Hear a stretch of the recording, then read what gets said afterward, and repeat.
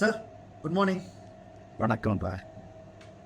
நான் finance by அங்கிள்னு ஒரு channel ஆரம்பிக்கிறேன். நான் வந்து சென்னையில் பிறந்து வளர்ந்து படித்ததெல்லாம் இங்கே தான். வேலை பார்த்தது வந்து மெட்ராஸ், பாம்பே, கல்கட்டா, ஹைதராபாத், ராணிப்பேட்டில் ரொம்ப வருஷம் இருந்திருக்கேன். இங்கெல்லாம் சில கம்பெனிகள் வந்து நல்ல லாபத்தில் ஓடித்து, நிறையா கம்பெனிகள் நஷ்டத்தில் ஓடின கம்பெனியில் தான் வேலை பார்த்துருக்கேன். என் கூட வேலை பார்த்தவங்க சில பேர் நல்லா சம்பாதிச்சாங்க, நிறைய பேர் அவ்வளோவா சம்பாதிக்கல. ஃபினான்சியேஷனில் இருந்ததுனால இவங்க எல்லாரையும் என்னால் புரிஞ்சுக்க முடியும், பார்க்க முடியும் எப்படி அவங்க ஃபினான்சஸை ஹேண்டில் பண்ணுறாங்கன்னு. யாரெல்லாம் வந்து ஒரு சேவிங் மென்டாலிட்டியோட கன்சிஸ்டண்ட்டாக சேவ் பண்ணாங்களோ அவங்கெல்லாம் வாழ்க்கையில் நல்லா இருந்தாங்க. அப்புறம் ரிட்டையர் ஆனதுக்கப்புறம் வேறு நல்லா சம்பாதிச்சுட்டு கூட சேவ் பண்ணல, தங்கள் பணத்தை விரயம் பண்ணவங்களால எப்படி அப்புறம் கஷ்டப்பட்டாங்கன்னு பார்த்தபோது இதை வந்து நான் சின்ன வயசில் இருக்கிறவங்க உங்களை மாதிரி இவங்களுக்கு எடுத்து சொன்னால் நீங்கள் வளரும்போதே இந்த மிஸ்டேக்ஸை கரெக்ட் பண்ணி நல்லா வளரலாமேங்கிற எண்ணத்தில் தான் இந்த சேனல் ஆரம்பிச்சது. சார் என்ன சொல்ல வரீங்க? இல்லை மேம், உன் வயசில் என்ஜாய் பண்ணணும்னு நினைக்கிறது கரெக்ட் தான். பட் ஏன் நான் இப்போவே நீங்கள் சேமிக்கிற ஹேபிட்டில் போகணும் அப்படின்னு சொல்கிறேன்னா, இப்போ லைஃப் எக்ஸ்பெக்டன்சி அதிகமாகிடுது. முந்தெல்லாம் ஒரு 60 இயர்ஸ் 65 இயர்ஸ் வரைக்கும் உயிரோடு இருந்தாலே நல்ல ஃபுல் லைஃப் இருந்துட்டான்னு நினச்சது போக இப்போ கம்ஃபர்டபுளாக பீப்புள் 75 80 வரைக்கும் இருக்கா.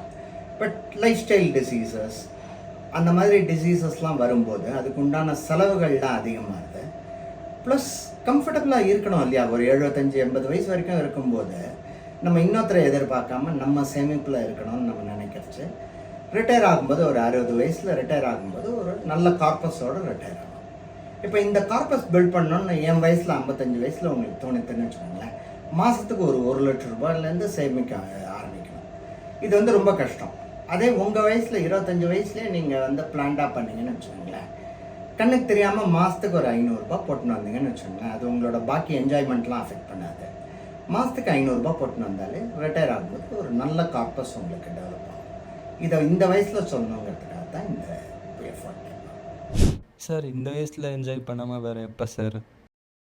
இல்லைப்பா, எனக்கு நீ கேட்குறது புரியுறது. இந்த வயசில் தான் என்ஜாய் பண்ணோம். பட் இந்த வயசில் என்ஜாய் பண்ணிவிட்டு பின்னாடி கஷ்டப்படுறத விட லைஃப் ஃபுல்லாக ஒரே மாதிரி என்ஜாய் பண்ணணும், ரிலாக்ஸ்டாக இருக்கணும் அப்படின்னு நினைக்க வேண்டாமா? அதுக்காக தான் நான் உனக்கு இதை சொல்கிறேன்.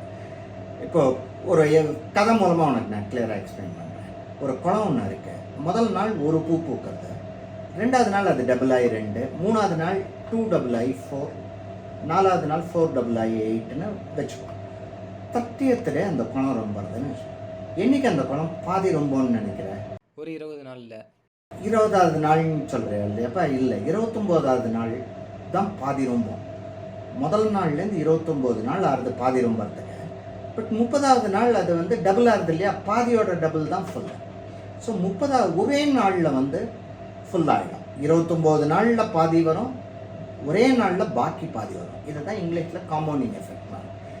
இதனால தான் நீ சின்ன வயசில் சேர்க்கணும்.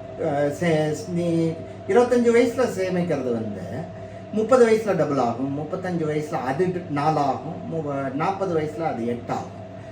இது வளர்ந்துட்டே போகும்போது 64 ஆகும், 128 ஆகும். 128 டபுள் ஆகும்போது 256 வரும்.